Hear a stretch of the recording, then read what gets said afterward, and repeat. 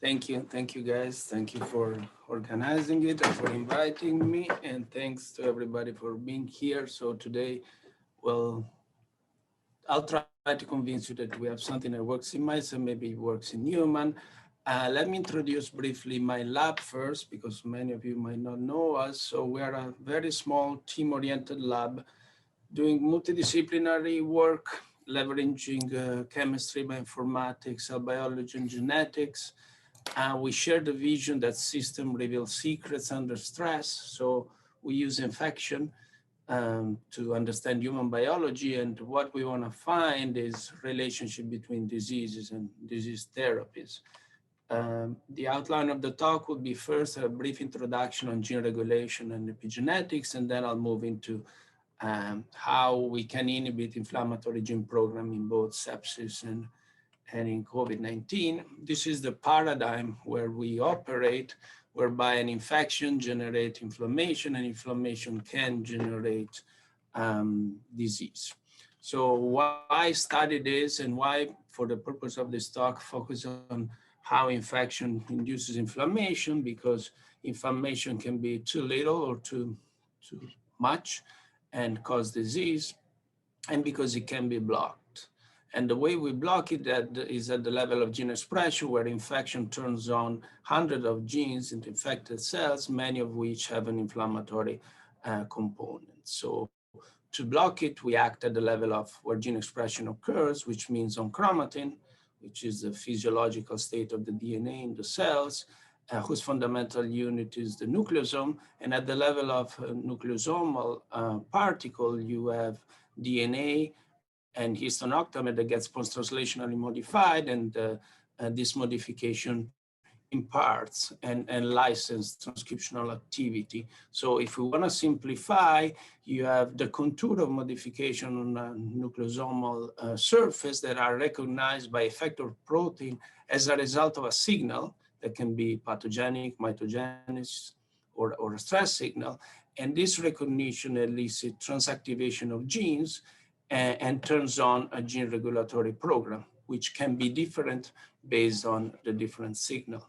So we played some of the earliest part into identifying a positive factor and negative factor that control infection-induced genes. And today I'll talk briefly in detail about topoisomerase, but basically all of this chromatin factor control the establishment of inflammatory gene response upon an infection. And what did we learn in all of these years is pretty much that infection turns on an inflammatory gene program, and this program is dominated by the induction level and is fine-tuned by repression. So if you throw an epigenetic inhibitor in the mix, you pretty much are blocking the induction level of gene expression, depending on when you use it, but that's the goal. And pretty much it tells you that epigenetic inhibitors function as transcriptional inhibitors.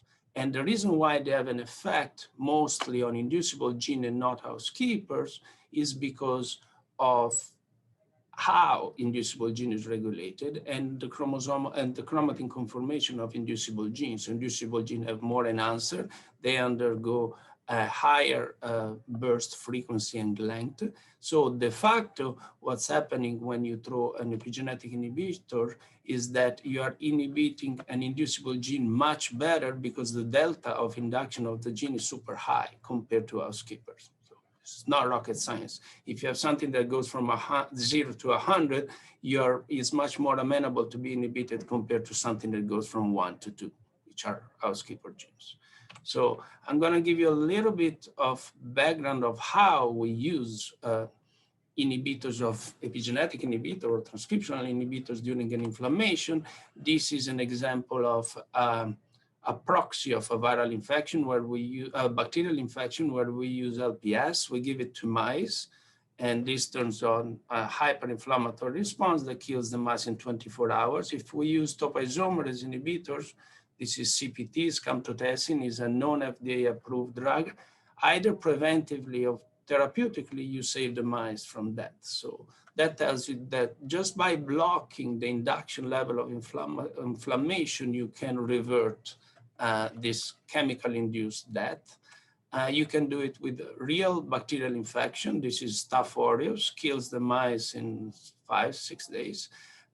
If you use CPT therapeutically, so after infection, you rescue the mice. The same thing is true when you do viral bacterial co-infection. Here is flu and Staph aureus infection. This mimic nosocomial infection, which is usually what people died in the hospital of sepsis. And this kills mice in 7 days. And if you use CPT, you prevent that. So all of this was published a while ago in 2016, where we showed that inhibition of TOP1, topoisomerase 1, that regulate pro-inflammatory gene and can revert that by cytokine hyperinduction or cytokine storming. At that time, the New England Journal of Medicine wrote something important, that we revert or recognize something important from our work, that we revert mortality from sepsis without using antibacterial and antiviral. And in the discussion of the paper, we said, oh, this inhibition, this therapeutic treatment with topoisomerase inhibitor could work in future infections that are characterized by hyperinflammatory response. So fast forward 4 years, this sounds like COVID, because retrospective data showed that many or most of the death by COVID were caused by maybe not cytokine storm, but an hyperinflammation that is associated to sepsis, and then ARDS, sepsis, and death. So COVID came, and then we reinvented the wheel. We did a little bit better epigenetic studies this time, because here we profiled both structure and activity, because we wanted to make sure that even the response to SARS-2 could be blocked. So the first thing that we did was Hi-C, so basically generated a contact map of how each piece of DNA touches another one, and that tells you pretty much it can be deconfigured into a 3D structure of the genome, and we did it before, obviously, and after infection, and this is how it looks like. We can go into detail if you care, but the point being is that you have a structure of the genome upon an infection.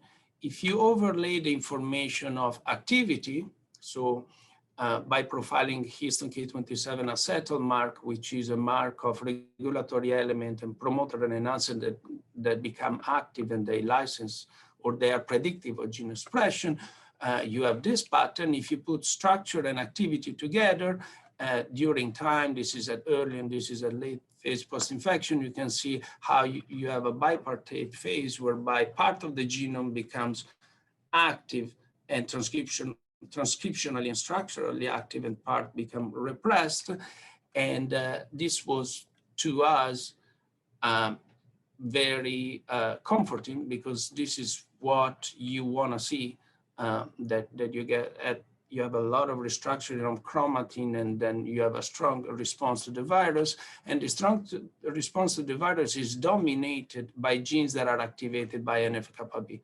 This is the weirdest and less impressive looking figure, but it's probably the most important of our story, is that most of genes are NF-kappa B dependent, so inflammatory gene, suggesting that viral antagonism is geared more toward antiviral genes.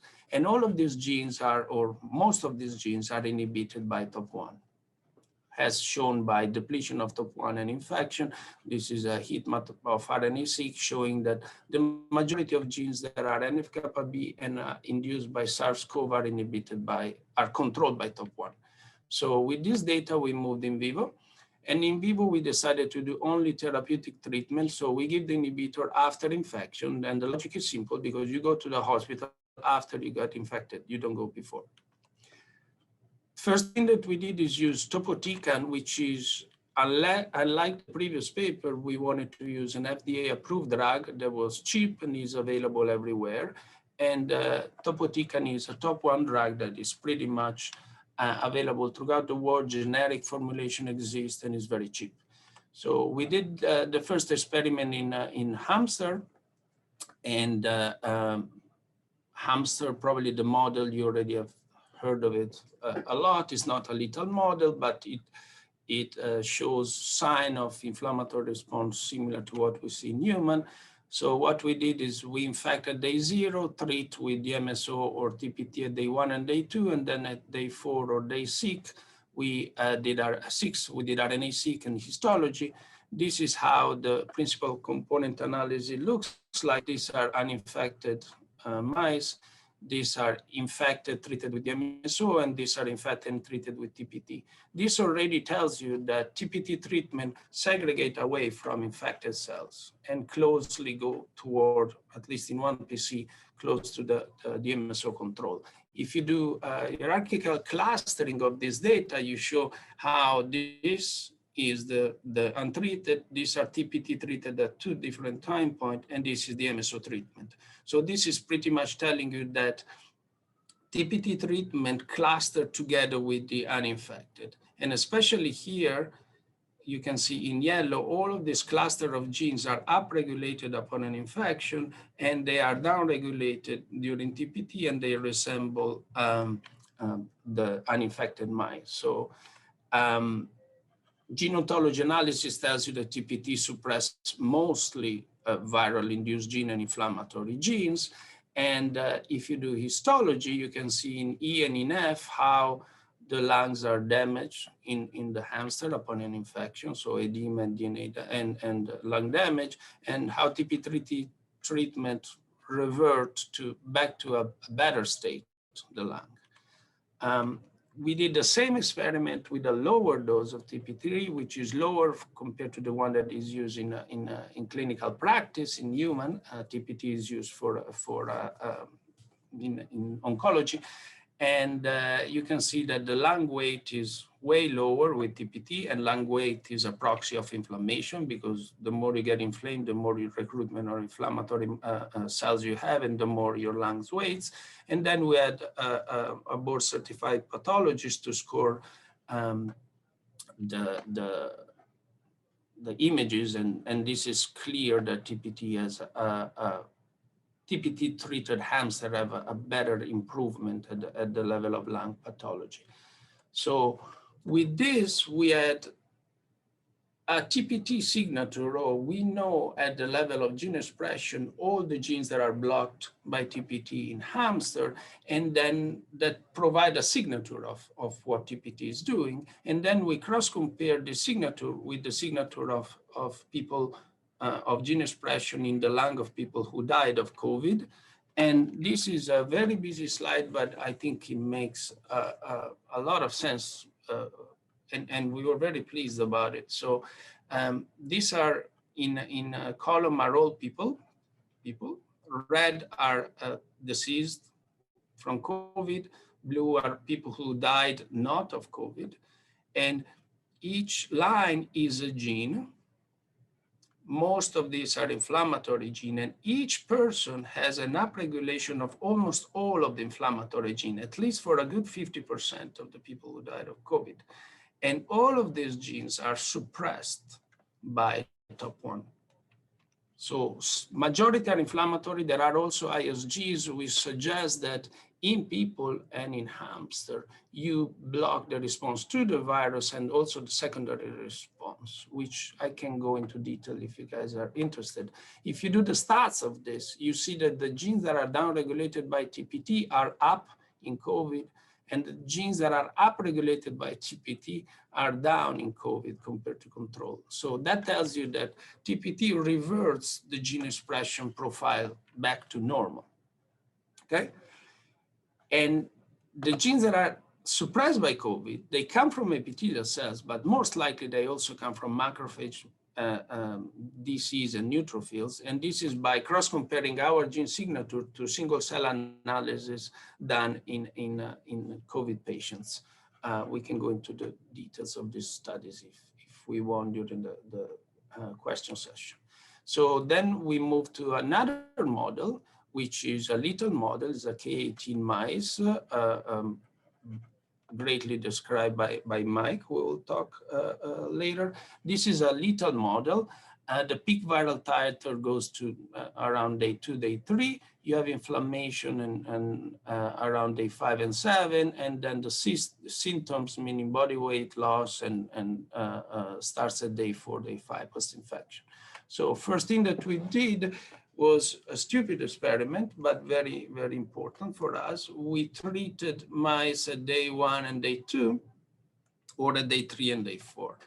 And this didn't give us any survival and very little benefit in weight loss. So this experiment tells you that if you block inflammation too early, the mice still die, logically, because inflammation is a positive thing during an infection.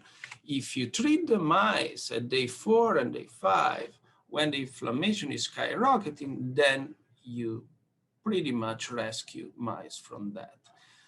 This is an important data, which we were very pleased about it, because so far in preclinical model, nothing works after like 1 day or 12 hours. Remdesivir works after 6 hours. Some antibody works after 1 day. This is so far the things that works way past a few days of the infection. This rescue is associated to an amelioration in body weight and is associated with a suppression of inflammatory genes that are linked to the gene signature that we see in a human autopsy. The late TPT treatment does not impact much viral clearance. We still need to do more work here, because obviously you could have viral rebound if you completely suppress hyperinflammation. So I think it will be good to have more data on this topic. TP3 treatment does not affect post-recovery weight gain. So the mice are happy and they are eating and getting fat. And the neutralizing antibody 5 weeks post-infection are the same, suggesting that you're not affecting adaptive immune response. So in summary, we showed that TOP1 is required to transactivate inflammatory gene, that TOP1 suppresses, inhibition suppresses inflammatory gene activation in vitro and in vivo, that TOP1 inhibition improves survival in lethal model. The manuscript is already out online and is out in print tomorrow. And this suggests that chromatin-based inhibition of inflammatory gene program is a viable method for controlling COVID hyperinflammation.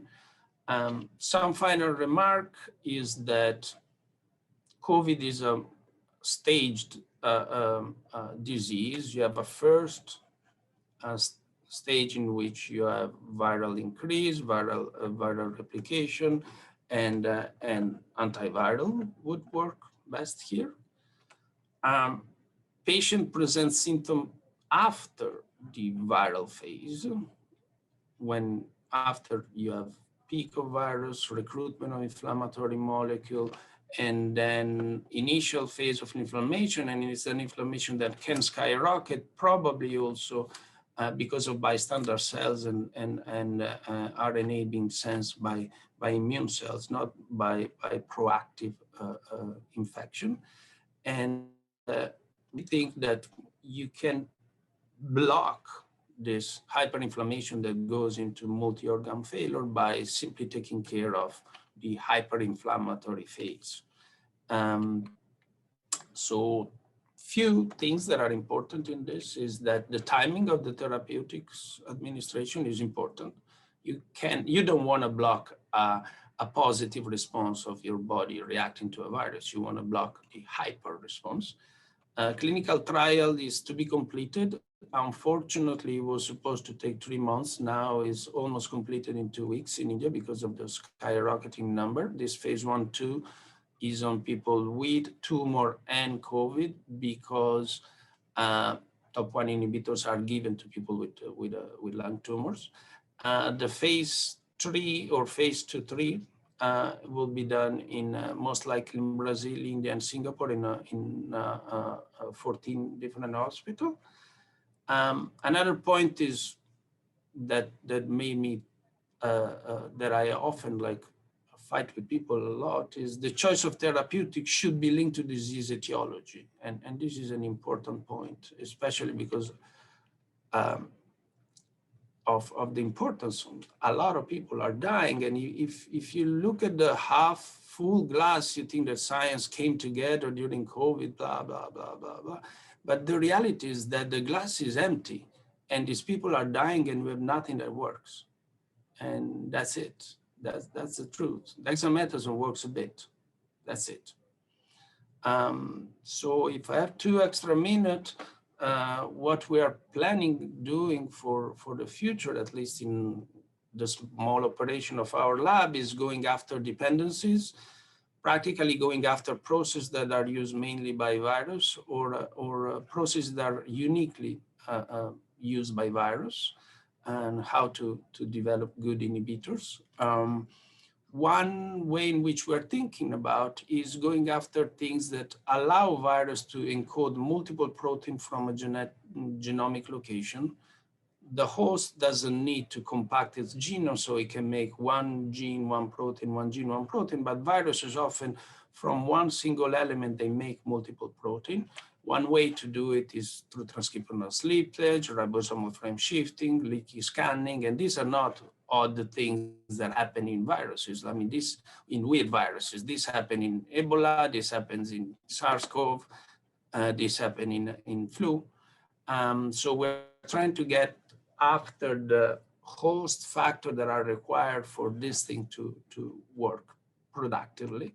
The other way that we're going after is other weird ways in which virus makes protein using non-canonical translation initiation. And there are host factors that control non-canonical upstream morph, alternative star coding, and star snatching, which we discovered last year. The way we are going after them is going after the DNA or RNA, depending on the virus, or host factor. One of the strategies that we just recently licensed is using antisense technology to take care of weird structure that allow ribosomal frame shifting, for example. And the other way that we are thinking about it is going after processes that are used mainly by viruses and a little bit less by human. And by going after these cellular processes, you can have pan-viral inhibitors. And we have a review coming up next week. And the idea was originated, I mean, there is a lot of history behind it, but we also published in 2016 that we can inhibit flu, HIV, and dengue by simply taking care of blocking a factor that control apical trafficking and glycosylation of protein. And the logic there is very simple. If you take a parallel to cancer biology, in cancer biology, people are treated with proteasomal inhibitors. Proteasomal proteasome activity is essential for every single cells. But in tumor cells, which have a high metabolic rate, it can be used because it takes more care. It kills more the cancer cells. So during a viral infection, in a very small time window in which you have an acute response, you can use inhibitor of essential function to block more the virus rather than the host. And so far now, just quickly, you have 2 minutes. Awesome. I'm done. So others have seen now that blocking translation in general is useful, and there are clinical trials on SARS-CoV. And I don't think it's going to work in SARS-CoV, but for the future is an important message, I think, that we are giving. So with all of this, I thank my funding. I had to do experiment with money for neurodegeneration. So thanks for Chan Zuckerberg to allow me that. Baruch, welcome, Hirsch, and some NIH funding. My lab, which is a fantastic group of super talented people, one better than the other one. They do all different things. And some are immunologists, some are everything, some are computational, some are chemists. It's even very good administrators. So thanks a lot to everybody. And all of this has been possible through a collaboration with many, many labs, and they were very wonderful to work with. So I'm happy to take any question. Thank you, Ivan. And I will remind everyone, please raise your hand and we will allow you to answer in the order that your hand comes up. If I could start off with something, again, very simple. When you look at the Topotecan treatment of the mite in the mouse model system, it seems as though the timing is the crucial element. And going from day 3, day 4 to day 4, day 5, you get essentially everybody dies versus most of them live. How well does the Topotecan treatment work if you extend beyond day 4, 5? Can you give it even later? And how might those timings be assessed, the timing of drug delivery be assessed in a human patient based on the symptoms that they are presenting, because you don't know exactly when day 0 might be where you do in a mouse infection? This is perfect. Thank you, because we have been working with clinicians trying to figure these things out for a while. And the reality is that, of course, this is something that is taking care of hyperinflammation. You don't want to take care of too early. You're right. Day 3, day 4 is a disaster. Day 4, day 5 is perfect. How you translate that into human, we are clinical trials, which is something that we should have done 20 years ago. Our old clinical trial, they should be framed based on classes of people. And now, so our entry for clinical trial is we treat people with high SOFA score, which is a multi-parameter that pretty much tells you how the patient look like, but we are also testing IL-6, CRP reactive protein. So if, let's say, a multi-score system that allows you to figure out which one are the most likely to go into ARDS, hyperinflammation, and sepsis. This is the second question. The first question is, did we extend the inhibition? Not yet. We are doing all of this, having some trouble with BSL-3 availability at the moment, but those are really needed. WHO asked me to do, which we are in contact for the clinical trial, extending our clinical trial. They asked me exactly similar questions. How long can you give it? How many doses? How past day 4 can you use it? And I still don't have an answer, unfortunately. For the clinical trial, we are using 1 dose first, and then we have a second group that received 2 doses, and these doses are from 7 to 3-fold less than the usual dose that they'll get. Single dose, because during oncotherapy, they have 5 days consecutive. So we are trying to figure that out as the best as we can. Obviously, the number of patients is so high and the request from hospital is as high, and they are asking me things that I don't know how to answer often, like I did with you now. They asked me, should we give it 3 times? And I have no clue. Perfect. Thank you. We have a question. Well, we have 2 questions. One from Michael Diamond. Michael, you should be able to unmute yourself and ask your question. Ivan, that was great. I enjoyed the talk, as usual. Thank you. I have a question related to the first question and also related to the mechanism of action. So the first point in the mouse model suggested, obviously, that you had deleterious effects early and protective effects late. And this has been, again, the question of the window. Have you done any combination therapy with antivirals at the early stages, at the day 2, day 3 stage, for example, either with monoclonal antibodies or with remdesivir, to see whether you lose that toxic effect and now you actually show a protective effect? Because maybe this should be paired with an antiviral so that you don't need to stratify patients and figure out whether they're at the right point or whether you're going to cause issues if the toxicity or if the lack of efficacy is due to enhanced infection. And the second question relates to what is actually happening. In your paper, you showed in the hamster, when you treated early, you could get improved pathologic scores based on the histology that I looked at. but you didn't do that in the mouse. And although you did show some cytokine changes, I'm wondering whether you considered looking at lung homogenates or BAL by flow cytometry to look at how the immune cell profiles have changed, or whether you actually, if you start treating at day 4, day 5, do you actually improve lung pathology in the same way you do when you administer the Topotecan to the hamster earlier? So all spot on. So with respect to the last question, mouse, yes, we are trying. So I'm trying to get the mouse pretty much in a sequencer for both RNA and for cytokine and proteomics to answer this question, because you're right. I don't know if I'm reverting some of the cell data associated with the something else that is not lung only, and whether I'm making the lungs better in the mice. With respect to double therapy, so yes, we are pretty much advocating for antiviral first, anti-inflammatory and antiviral.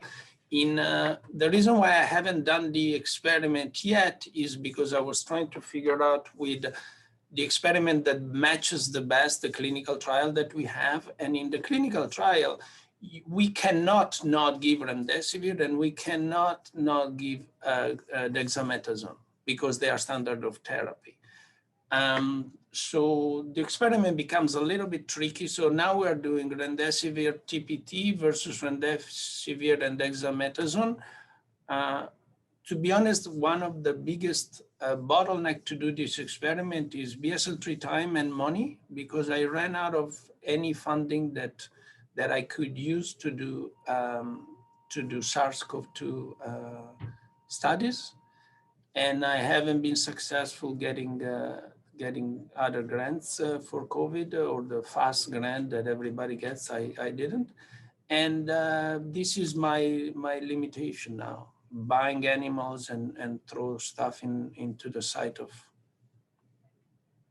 I would just suggest perhaps even a proof of principle experiment. I realize how it may be used clinically is a complicated question, remdesivir, steroids, but even if you were able to show as a proof of principle that if you dose remdesivir or an antibody at day 2, where you didn't get sufficient protection with that alone, or either drug alone, and now put them together and synergize protection, I think that would go a long way to understanding the mechanism of the failure. Unfortunately, we did the opposite. We did remdesivir after TPT to show that you can suppress the viral rebound or partial viral rebound, a potential viral rebound. But yeah, I think the experiment that you suggest is more intelligent, and I should do it. Thanks.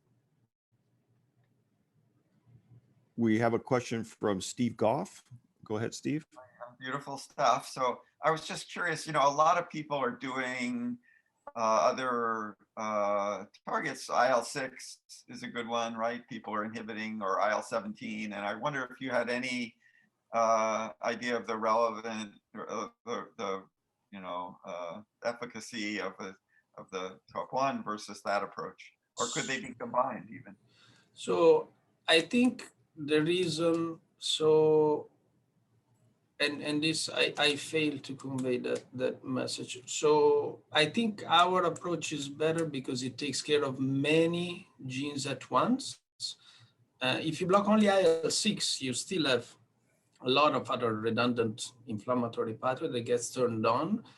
So we have done it, I think, somehow at the beginning, just to try it out, the comparison, and it's like in one case you inhibit half of a fold of 3 ISGs, while in our case you inhibit 100 genes or 50. So I think the reason why glucocorticoids are working is because they function similarly. They block many genes at once. So I think the hyperinflammation is driven by many genes, and most of them we don't know what they're doing. So I think they're bound not to work, IL-6 blockers compared to ours. Right. Yeah, it's probably true. There are probably many cytokines out there doing things. So yeah, gotta hit them all.